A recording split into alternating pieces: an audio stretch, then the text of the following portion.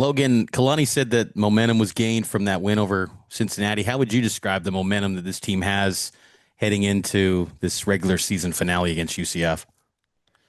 I feel that as the weeks have gone on throughout the season, our team has just been closer, playing better as a unit and on all three phases, special teams, offense, and defense. And I feel like going into this final game, we're just starting to hit our peak. So I'm excited. And then for you, senior day coming up, last year you went through this that Houston game. That was I mean, was thought to be senior day, and then you get an extra year. Are you better equipped for the emotions that come with the senior day after having experienced it before? Yeah, I'll say, yeah, but it's still gonna be a bittersweet moment, especially with the team that we have and my experiences here. It's been nothing short of amazing here at BYU, and I'm glad I've been able to spend my time here, the time I've spent here, and um, yeah, just taking it all in. Grateful for the chance I've been here, and I'm grateful for the season that we've had. Next question from Brandon Gurney. Logan, second week in a row, your defensive line was named Big 12 Defensive Line of the Week. How aware are you of those recognitions, and how much pride do you take in it as maybe the senior statesman of that defensive line group? Yeah, I mean, we take a lot of pride in trying to stop the ball, stop the run. Um, we pride ourselves in practice going against one of the top O line in the nation. I feel like, and you've seen in this past game of our LJ and his rushing yards. But I feel like in practice we go against one of the best. So it's good to go out and perform on Saturdays, especially when we only have three down linemen and being able to stop the run. And we need all 11 guys, so it's not just the D line, but um, like I said, we're just playing better as a unit each and every week. Next question from Jake Hatch. Yeah, Logan, you, as Brandon talked about, was one of the elder statesmen on this defensive line, and especially the defensive end group. Can you give us some insight into how you've helped guys like Tausilia Khan and Nusi Tamoe kind of get get into the system and get so adapted so quickly? Um, those two are already well equipped when they got into the system. I wouldn't say I had much to do with it. Um, I'm it's great seeing those two, and especially all the other DNs in the room. A lot of great young talent, and the team's going to be in good hands, especially in that position for a while.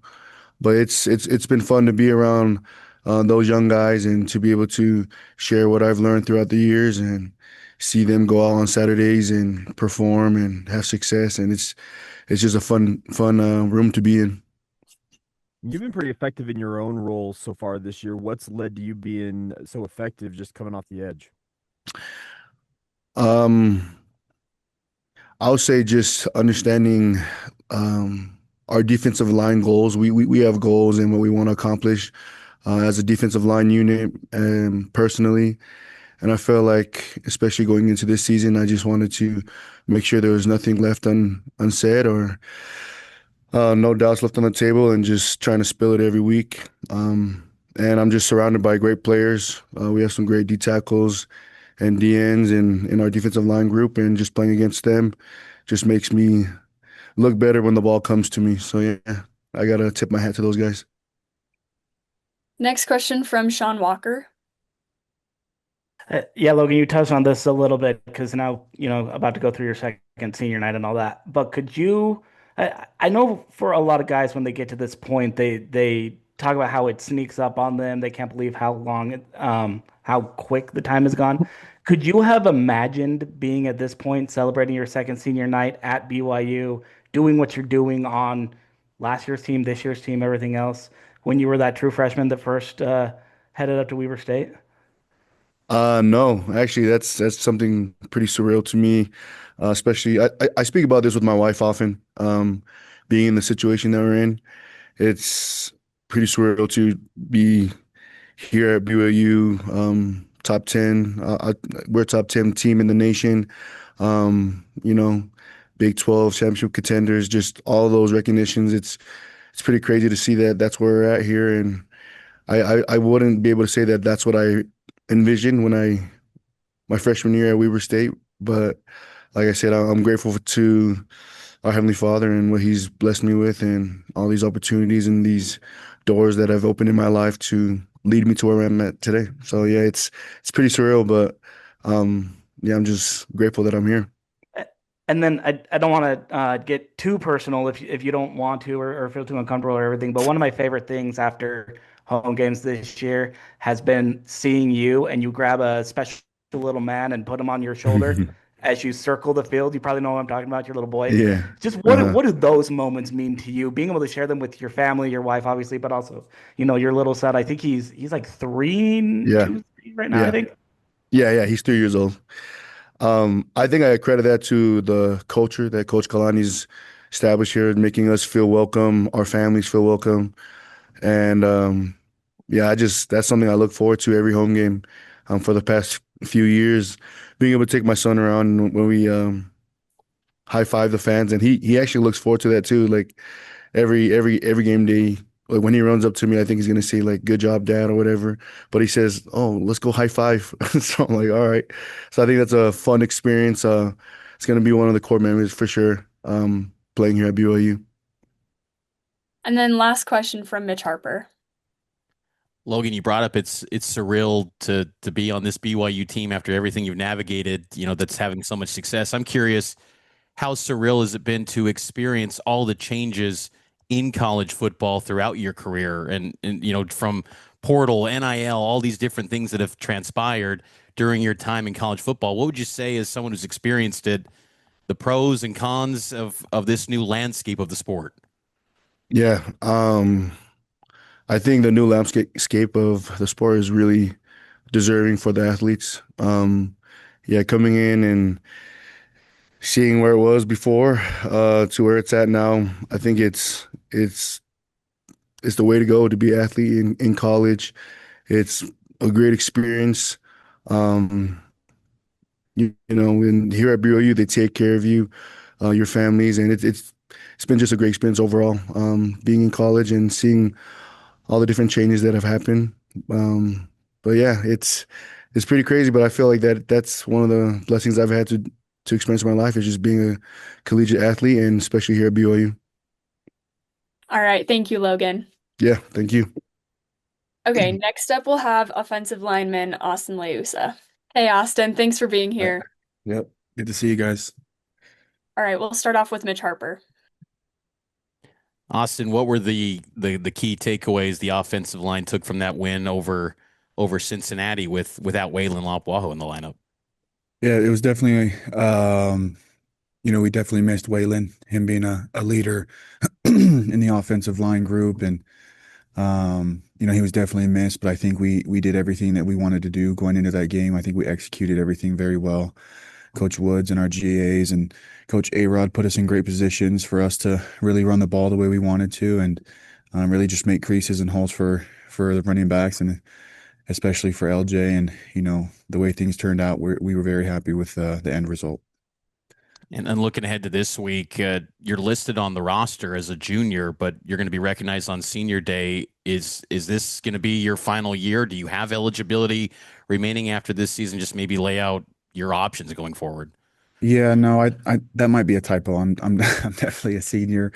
Uh, this will be this will be my last game um, at Lavelle Edwards. So it's going to be a surreal moment for me and my family, but we're super excited and happy for the future. So Next question from Sean Walker. Austin, I asked LJ after the game on Saturday about kind of the holes in the creases you guys were opening for him. He gave all the credit for his career high rushing yard to you guys on the offensive line. Um, I want to see just from a lineman's perspective, what is it that makes LJ so great? His vision, his burst, his speed, like whatever it is. Like, what do you see out of him that makes him kind of do what he does as he kind of follows you guys through a bunch of big holes, I guess? yeah, I think it's just who he is as a person. He didn't just come up on these 1,000 yards just this season. It's all the work that he's put in the off season as well. All of his success that he's had. It's definitely been something that he's been working towards and working very hard towards. We were honestly just there, doing our job and he was doing his job, and ultimately, it got him to where he is now. And so that's just kind of how we take it as an O-line group. We know we're just doing our job and our 111 football. Next question from Jake Hatch. Yeah, Austin, you've been rotating both at guard and at right tackle. Just take us into what's going on there. Is this a chance for you to showcase your skills to the next level of both positions? Yeah, I think Coach Woods definitely, wanted me to get some reps at tackle as well. Before coming here to BYU, I did play tackle at my last school, and so that was kind of just a decision that we've talked about over the season. And he felt, that I think it was the Iowa State game is when I started rotating again, and he felt that that was a good time for me to kind of just showcase that. But it's been in the talks for a while now, and so it's been good. We've had a good time, and it's been really fun. I also wanted to ask you, in terms of you going from FCS to FBS Power 4 level, do you feel like the step is maybe not as hard as you thought it might have been? Like, take us through the whole, like, that your process, I guess. Yeah, no, it's definitely a different process. Going from an FCS to an FBS level, things are a little bit faster. But it's definitely, you feel more prepared in a sense, like your body's going to be right, your mental, your physical, just everything's in order. Rather, at a lower school or a lower division school, you kind of have to do a lot of things on your own, if that makes sense. Next question from Jay Drew. Yeah, Austin, obviously you've coming off a really emotional game, uh, and it's senior night, so emotions will be running high. How will you guys respond, and how will you react and guard against any sort of, I don't know if you'd call it an emotional letdown or coming back to earth sort of thing? I think we're just gonna do, what our coaches, tell us to do each and every week, flush it, get our minds right for this new opponent. Don't let the outside noise get to us or anything. Something our O-line coach says to us all the time is the environment changes and we don't. And then he also says, we got to have poise in the noise. So just keeping our nose down and our heads in the right headspace, and we'll continue to do what we do. All right, do we have any other questions for Austin? Okay. Oh, Mitch Harper next. Yeah, Austin, just curious the experience that you've had at BYU when you picked BYU out of the portal. Has it been everything you kind of hoped for, and just maybe just what this experience has been at BYU and when you were navigating the portal? Yeah, BYU has definitely been everything that, I could have dreamt of. I've always wanted to be at BYU since I was a little kid. I grew up coming to the games, and just, being here has been such a surreal experience for not only me, but for my family as well, my wife, my two daughters. And essentially, I wouldn't really be here if it wasn't for my wife and my two kids. And I've loved every moment of being here, the coaching staff. I give a lot of thanks to them as well, but ultimately, I have to thank my Heavenly Father, my wife, and my family and our support system. But they've gotten me to this point, and I can't take it for granted. I love BYU, and I love my teammates. They really are the best teammates in the world. And so, they've made these last 2 years a pretty magical experience. So, Thank you. mhm. All right, any other questions? Okay, looks like you're good to go, Austin. Thank you. Thank you. All right, and then last up today we'll have safety Talan Alfrey.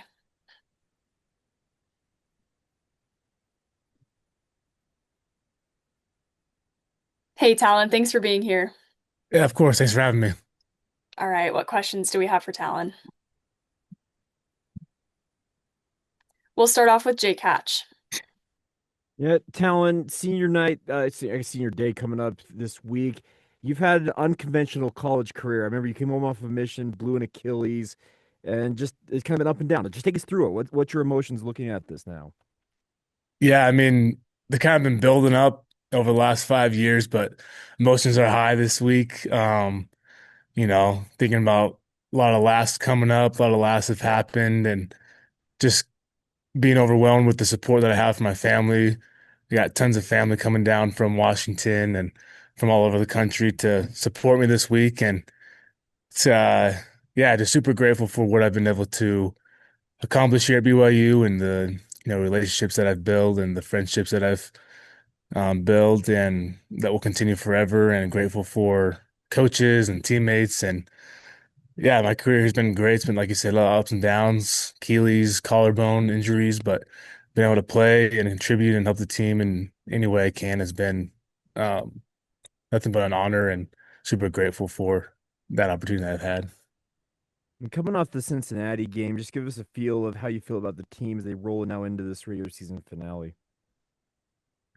Sorry, can you repeat that? Sorry. Coming off the Cincinnati game, just give us a feeling of, like, I guess, the momentum you guys have, I guess, gained. Your client talked about the momentum you've gained from that game against the Bearcats rolling into UCF. Yeah, that was a big win. We knew going in that if we win the next two games, that we could have a chance to go to the college or the Big 12 championship game and um, have a chance to win the Big 12, which is a huge deal, and obviously be able to continue playing after that. So knowing that's a big game and being able to go in and execute and play complementary football, all three phases working together. Obviously there was things here and there that we have to clean up, but seeing the team fight and play together was super inspiring and gives the team a lot of confidence moving forward that we still, Kalani, might say he tells us every week that we still haven't played our best yet, full 60 minutes of what we know we can do as we strive to, get to that. I know that we can accomplish a lot coming up but yeah, like you said, there's a lot of momentum, a lot of confidence with the team and moving forward and excited to see what we can do in these next few weeks. Next question from Mitch Harper.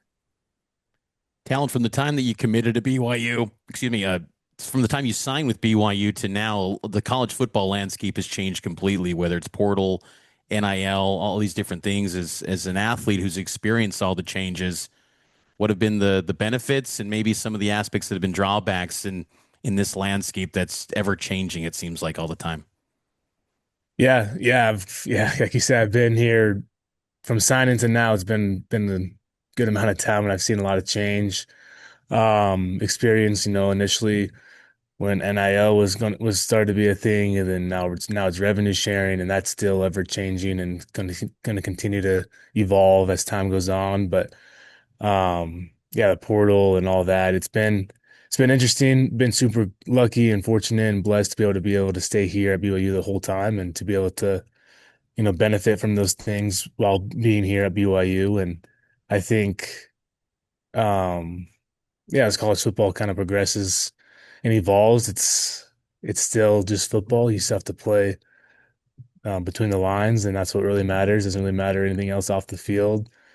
Whoever has the most points, then the game wins, and that's what goes in the win column, and that's what matters. And so, being able to be part of this program and see what we've been able to do the last couple of years, even though there's been a lot of change, it's been amazing. And I think Kalani has done a good job with um, obviously things on the field, but off the field as well, and you know, hiring strength staff coaches, new defensive coaches and even new offensive coaches for position groups and stuff like that. It's just goes to show that great man, great coach, and he's the man for the job. And I love Kalani, and I think he's handled the change as well, and that's trickled down to the players, and we've handled it, I think, well, and it's been fun. You probably touched on some of this in my follow up, but just what always kept you at BYU? Because in a landscape where it could be easy just to bounce if you're not getting the snap counts that you maybe desired, what always kept you here in Provo? Yeah, I just went back to relationships and um, being here for now 5 years. The relationships that I've built are hard to leave and hard to give up if I were to, go somewhere else. And um, I've always thought, even being recruited and everything, that BYU was the place for me where I could thrive in all areas of my life. And it's, having come here now and seen what's happened and what I've experienced, it's definitely true. It's the best place to go if you want to thrive in all areas of your life. And so yeah, that's what really kept me here is the environment, the culture, relationships, and teammates and all that. Next question from Sean Walker. And Talon, I just kind of wanted to hone in on something that you brought up right there a little bit more micro. Because when you got here, BYU was an FBS independent. You guys, I think you went to the Independence Bowl that first year you were here when you redshirted.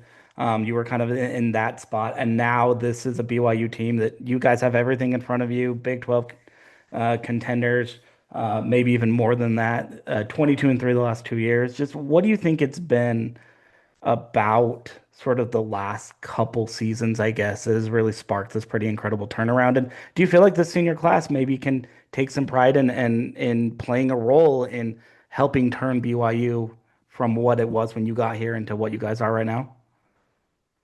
Yeah, I mean, we always talk about, avoiding pride and all that, but I think it's a good pride when you talk about the senior class kind of feeling a little bit pride in what we've been able to build. And um, I think it goes to back to Kalani and the culture that he's been, trying to build this time here. And the more and more buy-in that you have, in my experience, for each year, the more buy-in that you have is the more successful the team ends up being. So it goes back to the players and then obviously leadership kind of helping the new guys because obviously you talked about the transfer portal and there's also freshmen coming in and helping people understand what the culture is and help how we live it and what we do. BYU is a different place and we take pride in that.